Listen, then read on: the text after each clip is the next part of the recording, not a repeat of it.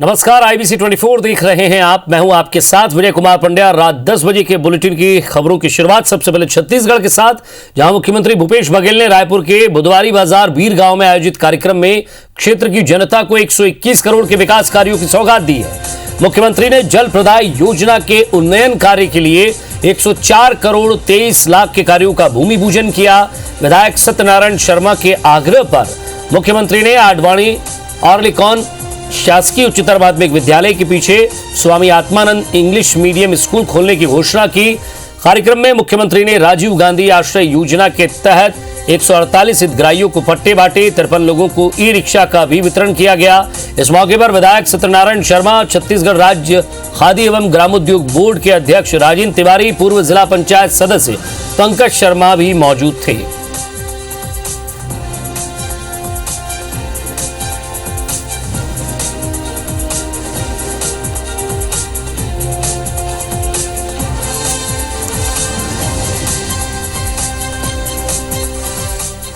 बीर गांव में 121 करोड़ लागत के कार्यों की भूमि पूजन और लोकार्पण हुआ, और जिसमें 104 करोड़ के अधिक की लागत के जलावर्धन योजना के भी भूमि पूजन हुआ है। इससे आज बीर गांव के जो स्वरूप है उसमें बड़ा परिवर्तन आया है। नहीं तो यहाँ धूल की गुब्बारे उड़ते रहते थे, आज सड़कें भी बन रही है, साफ़ सुथरा भी दिखाई दे रहा है। उसके साथ साथ यहाँ पेयजल के लिए अथक उन्होंने प्रयास किया। अब इसके बाद जो यहाँ केंद्रीय सहकारी बैंक एक शाखा भी खोली जाएगी। छत्तीसगढ़ भाजपा प्रदेश पदाधिकारियों की बैठक 13 मार्च को और प्रदेश कार्य समिति की बैठक 14 मार्च को होगी, और इस बैठक की अध्यक्षता प्रदेश प्रभारी डी पुरंदेश्वरी और सह प्रभारी नितिन नवीन करेंगे। बैठक में शामिल होने पर प्रदेश प्रभारी 13 मार्च को यहां पहुंचेंगे रायपुर। बैठक में पार्टी के आगामी कार्यक्रमों की रूपरेखा तैयार की जाएगी। वहीं बीजेपी महिला मोर्चा के शराबबंदी, महिलाओं और युवतियों पर बढ़ते अनाचार और अपराध को लेकर प्रदेश स्तरीय आंदोलन की रणनीति बनेगी। वहीं नवगठित प्रदेश कार्यकारिणी मोर्चा प्रकोष्ठ के पदाधिकारियों को नए टास्क दिए जाएंगे।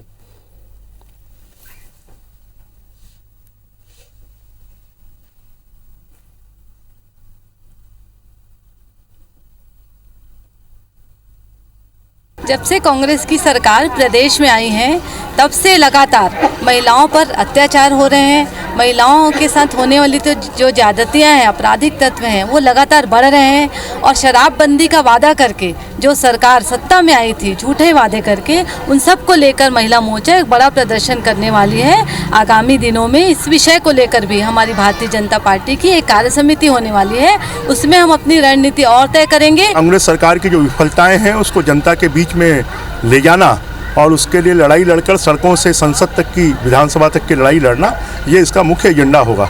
एक दिन प्रदेश के पदाधिकारियों की बैठक है और दूसरे दिन जो प्रदेश कार्य समिति के सदस्य हैं उनकी बैठक है। उस बैठक में विभिन्न विषयों पर चर्चा होगी। राष्ट्रपति रामनाथ कोविंद ने दमोह के सिंगरामपुर में प्रदेश स्तरीय जनजाति सम्मेलन में शिरकत की है। उनके साथ राज्यपाल आनंदीबेन पटेल और सीएम शिवराज सिंह चौहान भी मौजूद थे। इस दौरान राष्ट्रपति रामनाथ कोविंद ने रानी दुर्गावती के किले की जीर्णोद्धार के लिए 30 करोड़ रुपए की लागत से किए जा रहे कार्यों का भूमि पूजन किया। वहीं कार्यक्रम में राज्यपाल और मुख्यमंत्री ने 10वीं और 12वीं में अच्छे अंकों से पास होने वाले स्टूडेंट्स को सम्मानित भी किया है। छात्रों को शंकर शाह पुरस्कार और छात्राओं को रानी दुर्गावती पुरस्कार से सम्मानित किया गया। इस कार्यक्रम में जनजाति विभाग की पुस्तिका बानगी का विमोचन भी किया गया। जनजाति सम्मेलन को संबोधित करते हुए राष्ट्रपति कोविंद ने यह कहा कि जनजाति भाई बहनों ने हमें बहुत कुछ सीखने का मौका मिलता है उनसे। अगर हमें मानवता की जड़ों से जुड़ना है तो जनजाति समुदाय के जीवन मूल्यों को अपनी जीवन शैली में लाने की कोशिश करनी चाहिए।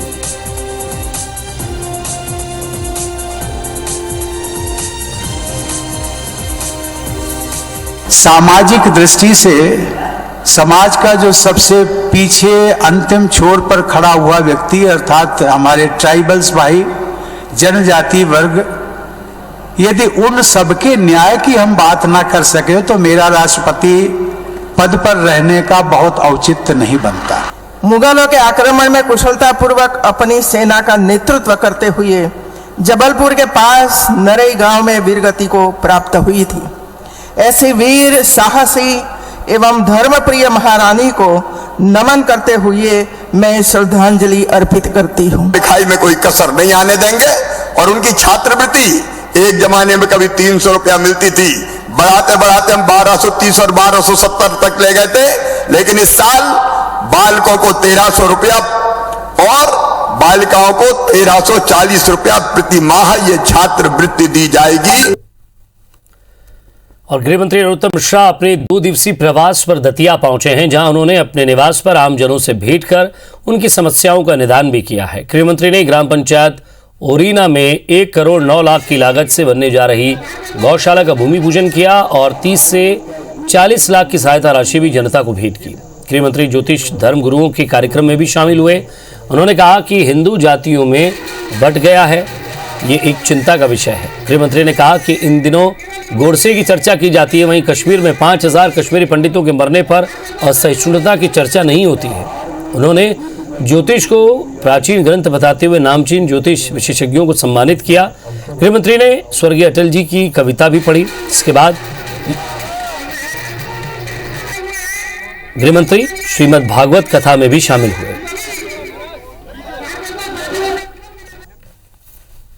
हमारा पंचांग बोलता है कब पानी बरसेगा कब नहीं बरसेगा। अभी आप ये पंचांग वहां बाकी है, आप सबको मिले होंगे, आप उसे पढ़ो, इसमें पूरे साल का वर्णन है। लेकिन हमें इसमें विश्वास नहीं, हमें नासा के विज्ञान पे, हमको मोबाइल के नेट पे विश्वास होता है कि मोबाइल का नेट पे ये आ रहा है, ये इसमें लिखा हुआ है, वो सही है। हम अपनी कदर, अपने ज्ञान की, अपने विज्ञान की कदर नहीं करें। और 8 मार्च यानी कि कल मध्य प्रदेश सरकार महिला दिवस के मौके पर भोपाल के मोतीलाल नेहरू स्टेडियम में एक बड़ा आयोजन करने जा रही है, जिसमें स्व सहायता समूह से जुड़ी करीब 6000 महिलाएं शामिल होंगी। और इस अंतर्राष्ट्रीय महिला दिवस के दिन सीएम शिवराज कोई बड़ी घोषणा कर सकते हैं। इस दौरान मुख्यमंत्री शिवराज सिंह चौहान महिलाओं से संबंधित मामलों के लिए राज्य स्तरीय महिला सलाहकार मंडल बनाने की घोषणा कर सकते हैं।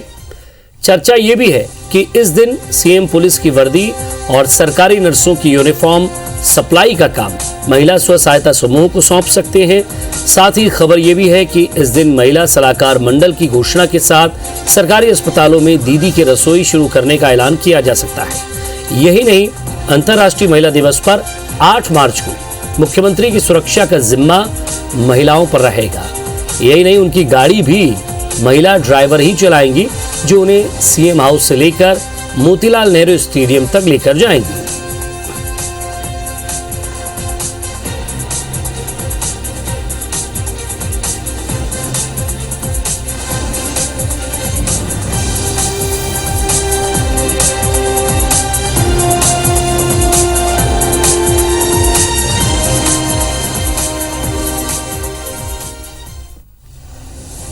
ये सरकार बच्चों की इज्जत को बचा नहीं पा रही, महिलाओं की इज्जत को बचा नहीं पा रही है, लेकिन भटकाने के लिए धर्म और जाति के आधार पर ये बात करती, बाहर लव जिहाद के नाम से, और अंदर इन्होंने कुछ चेंज नहीं किया उसमें। जो 1963 का जो वो है कानून गवर्नमेंट ऑफ इंडिया का, और जो सब जगह लागू था, उसमें केवल 30 दिन जो इन्फॉर्मेशन देना है कलेक्टर, उसको 30 दिन बाद 60 दिन कर दी। 60 दिन पहले दो, पहले 30 दिन पहले देते थे। इसमें है क्या?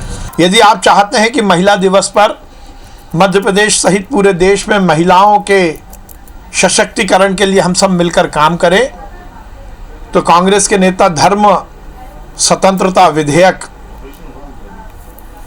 जो कि लव जिहाद के रूप में पूरे देश में जाना जाता है, उसके खिलाफ धर्म स्वतंत्रता विधेयक के पक्ष में और लव जिहाद के विरोध में विधानसभा में हमारा साथ दें। और 8 मार्च अंतर्राष्ट्रीय महिला दिवस पर जहां सरकार राजधानी भोपाल में बड़ा आयोजन कर रही है, तो वहीं दूसरी ओर महिला कांग्रेस विधानसभा का घेराव करने वाली है, जिस पर अब आरोप प्रत्यारोप का दौर शुरू हो चुका है। जहां महिला कांग्रेस के विधानसभा घेराव पर कैबिनेट मंत्री विश्वास सारंग ने कांग्रेस को चुनौती दी है। मंत्री ने कहा है कि कांग्रेस यदि महिला सशक्तिकरण चाहती है तो मैं चुनौती देता हूं कि कांग्रेस के नेता कल विधानसभा में धर्म स्वातंत्र विधेयक पर बहस में हमारा समर्थन करें। तो वहीं कांग्रेस विधायक पीसी शर्मा ने इस पर सवाल उठाते हुए कहा कि लव जिहाद कानून जैसा कुछ भी नहीं है, भाजपा केवल धर्म स्वातंत्र विधेयक की बात कर रही है, इसमें और 1963 के पुराने कानून में कोई अंतर नहीं है। बीजेपी केवल बांटने और भड़काने का काम करती है।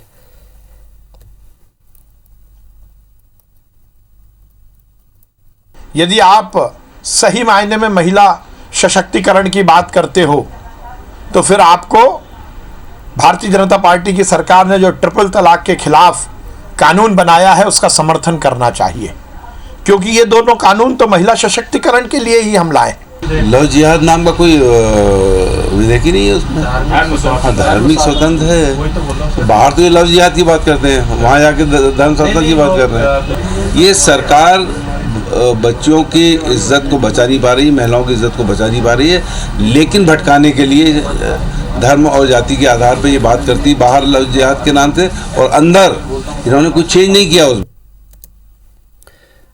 और अब बात रीवा की करते हैं। बड़ी खबर मिल रही है, खेत में बने मोटर पंप हाउस में आग लग गई है। मोटर पंप हाउस में रखा सारा सामान जलकर खाक हो गया। स्थानीय लोगों की मदद से आग बुझाने की कोशिश की जा रही है।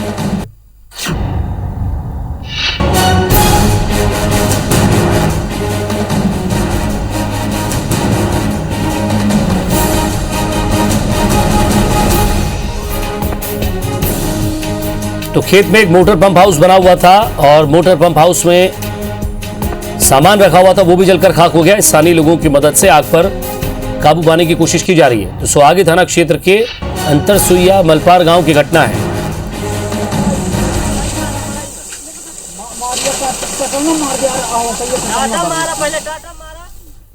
और जरा कोरोना अपडेट भी आपको दे दें। छत्तीसगढ़ में आज 222 कोरोना मरीज मिले हैं। छत्तीसगढ़ में अब तक 3,14,320 संक्रमित छत्तीसगढ़ में पिछले 24 घंटे में मिले हैं और 3 मरीजों की मौत हुई है। छत्तीसगढ़ में अब तक 3,858 मरीजों की मौत हो चुकी है। वहीं 24 घंटे में 108 मरीज डिस्चार्ज भी हुए हैं। अब तक 3,07,642 मरीज स्वस्थ हुए हैं। छत्तीसगढ़ में एक्टिव मरीजों की संख्या 2,820 है।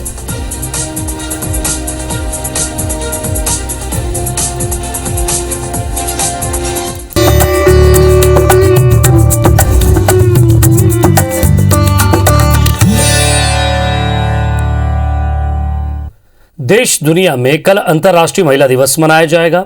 इस मौके पर आज मध्य प्रदेश छत्तीसगढ़ के सबसे पसंदीदा चैनल IBC 24 ने अपना सामाजिक और जन सरोकार निभाते हुए IBC 24 नारी रत्न सम्मान 2021 का खास आयोजन किया। रायपुर में हुए इस आयोजन में अलग अलग क्षेत्रों में उत्कृष्ट कार्य करने वाली 17 महिलाओं और 2 समूहों का सम्मान हुआ। कार्यक्रम में मुख्य अतिथि के तौर पर राज्यपाल अनुसुईया उइके ने शिरकत की।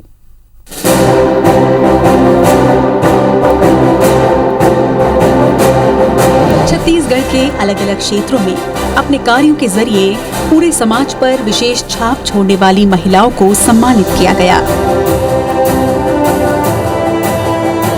रायपुर में IBC 24 नारी रत्न सम्मान 2021 का आयोजन हुआ, जिसमें आधी आबादी का प्रतिनिधित्व कर रही ऐसी महिलाओं को सम्मान दिया गया जिन्होंने आत्मनिर्भरता और स्वावलंबन जैसे विचारों को चरितार्थ कर समाज और देश के लिए प्रेरणा का स्रोत बनी हैं। राज्यपाल अनुसुईया उइके ने उन्हें सम्मानित करने के साथ ही उनका हौसला भी बढ़ाया। एक दिन का अंतर्राष्ट्रीय महिला दिवस तो होता है, लेकिन एक दिन दिवस में इस कार्यक्रम के माध्यम से उन लाखों महिलाओं को ये प्रेरणा मिलेगी कि कैसी कैसी महिलाएं जो विभिन्न क्षेत्रों में कार्य करके और समाज को और राष्ट्र के लिए वो कार्य करते हुए एक जागरूक करते हुए कैसा काम कर सकती हैं और आज सम्मान पा रही हैं। ये दूसरी बहनों को भी इसकी प्रेरणा मिलेगी।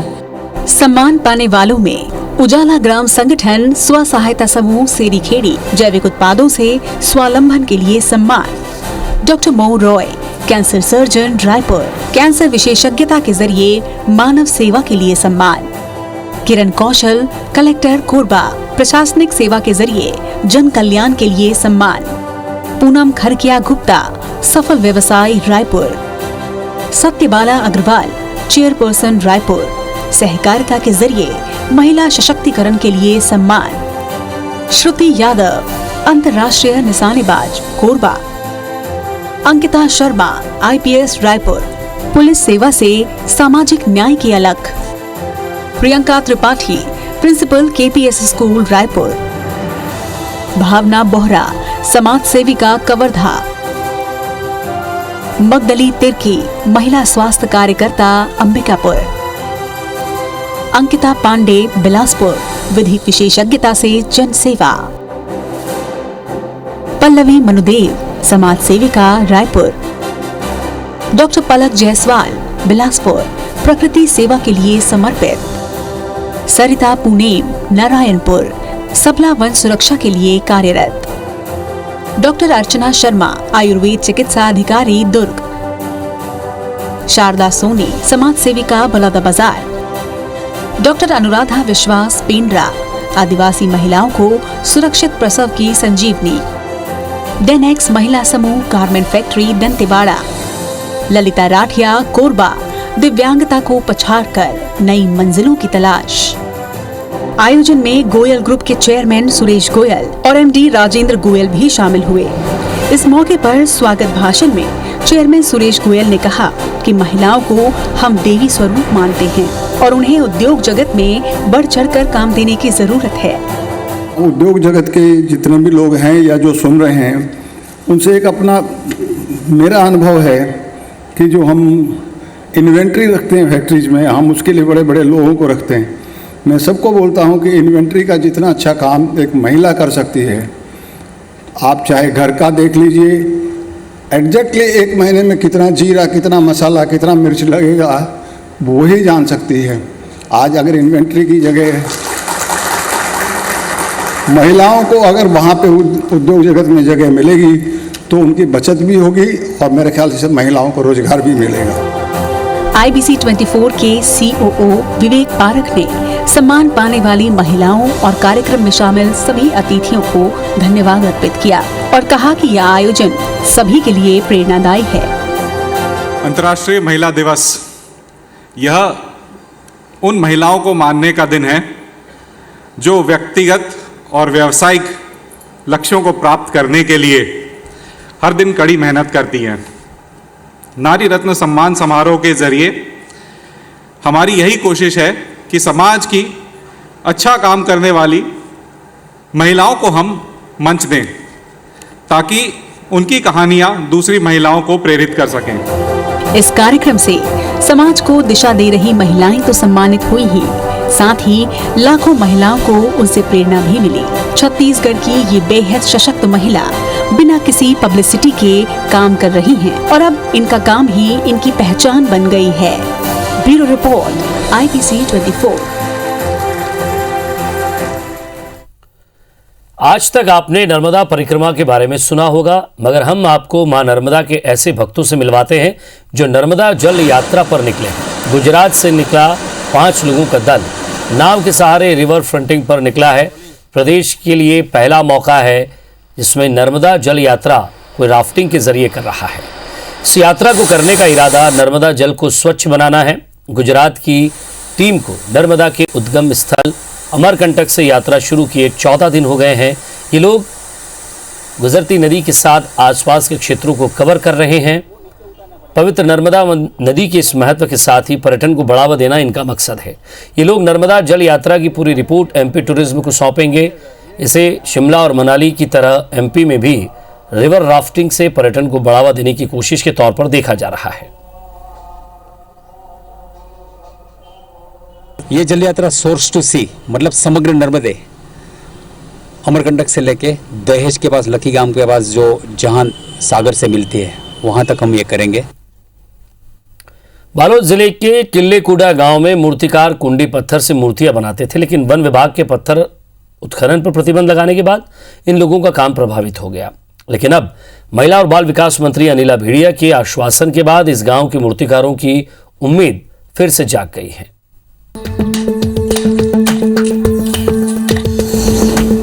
बालोद जिले के वनांचल क्षेत्र का किल्लेकूड़ा गांव शिल्प ग्राम के नाम से मशहूर है। इस गांव के 50 से ज्यादा परिवार का गुजारा पत्थरों को तराशकर मूर्तियां बनाने से होता है। मूर्तियां बनाने के लिए इलाके के लोग एक विशेष प्रकार के कुंडी पत्थर का इस्तेमाल करते हैं, लेकिन जंगलों से पत्थर उत्खनन पर वन विभाग के प्रतिबंध के बाद मूर्तिकार सामान्य पत्थर से मूर्तियां बनाने का काम करते हैं। ग्रामीणों ने कई बार उत्खनन के लिए अनुमति मांगी, लेकिन उन्हें इसकी मंजूरी नहीं मिली। हमारे गांव ला शिल्प ग्राम घोषित करे है, लेकिन हमारा अभी तक ओकर कोई लाभे नहीं मिले है। शिल्प ग्राम घोषित करके तो चल दिस, लेकिन हमारा अभी तक ना टूल्स मिले है काम करे बार, न हमारा जंगल ले पत्थर लाए के ठीक से अनुमति नहीं मिले है अभी तक। थोड़ा चपरासी मन हाँ सैकड़ों करते और उसका कागजात दिखाव नहीं करो ऐसे के हम शासन हाँ थोड़ा ध्यान नहीं देते भाई। इधर अब राज्य की महिला एवं बाल विकास मंत्री अनिला भेड़िया के आश्वासन के बाद गांव के इन मूर्तिकारों की उम्मीद फिर से जाग गई है। दरअसल पिछले दिनों मंत्री अनिला भेड़िया ने अपने प्रवास के दौरान इन मूर्तिकारों को सुविधा दिलाने के लिए पूरा प्रयास करने का आश्वासन दिया था। ग्राम किल्लेकोड़ा के जो मूर्तिकार लोग हैं उनकी समिति मेरे पास भी आए थे कि हम लोग को ये सब समस्या है। मैं कलेक्टर साहब से बात की हूँ और उनको मैं पूरी उन्हें सुविधाएं मिले। उनकी जो कला को हमारे छत्तीसगढ़ में तो है ही जान पहचान, हम आगे भी उनकी कला को बढ़ाएं। उम्मीद है कि मंत्री अनिला भेड़िया के आश्वासन के बाद मूर्तिकारों की मांग पर ध्यान दिया जाएगा, जिससे किल्लेकोड़ा गांव फिर से शिल्पकला के क्षेत्र में नया मुकाम हासिल कर पाए। मोहनदास मानिकपुरी, IBC 24, बालोद। और इसी के साथ फिलहाल इस बुलेटिन में इतना ही। नमस्कार।